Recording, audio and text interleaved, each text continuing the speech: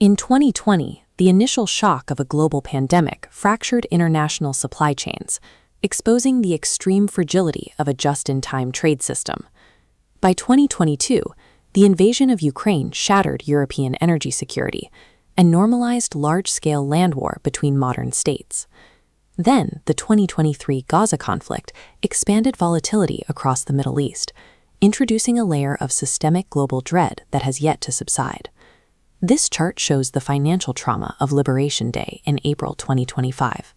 A sudden cliff drop in global equity markets followed the announcement of sweeping reciprocal tariffs. Today, in 2026, the active war with Iran and parallel military intervention in Venezuela represent a peak in modern geopolitical stress. Standard economic theory suggests that this cascade of war, tariffs, and blockades should be the catalyst for a global depression. Yet while the world burns, the S&P 500 has surged past 7,100 by April 2026, a 100% appreciation since the Ukraine invasion. This growth is supported by corporate fundamentals. Blended net profit margins hit 13.4%, the highest in over 15 years. Why are U.S. equities thriving upon the very structural shifts that are destabilizing every other major economy? The United States has adapted to transform global instability into a unique and powerful competitive advantage.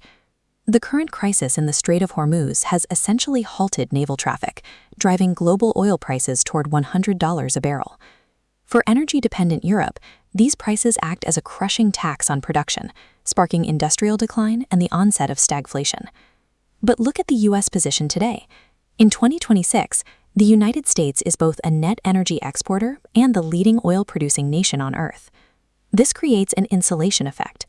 While rising energy prices drain capital out of Europe, a substantial portion of those windfall profits flows directly back into the American economy. Energy sovereignty has turned a systemic global risk into a comparative advantage for the domestic ecosystem. The second shield is fiscal dominance, driven by the One Big Beautiful Bill Act of 2025. The bill provides a $285 billion liquidity buffer in 2026, propping up domestic consumer spending even as costs rise. In rival nations, the urgent need for defense spending is currently crowding out social programs and weakening internal demand. This fiscal thrust shields the American consumer from the inflationary pain currently crippling international markets. The third shield is the AI supercycle. This is a physical industrial cycle, much like the railroad expansion of the mid-19th century. The maturation of agentic AI is driving significant margin expansion, particularly for the scalers in the tech and utility sectors. This is the result of capital deepening. Infrastructure spending is on a steep trajectory, projected to reach $2.9 trillion by 2028.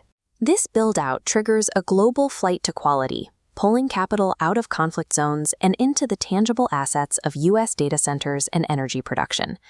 This cycle provides a secular growth engine that is largely decoupled from cyclical geopolitical noise.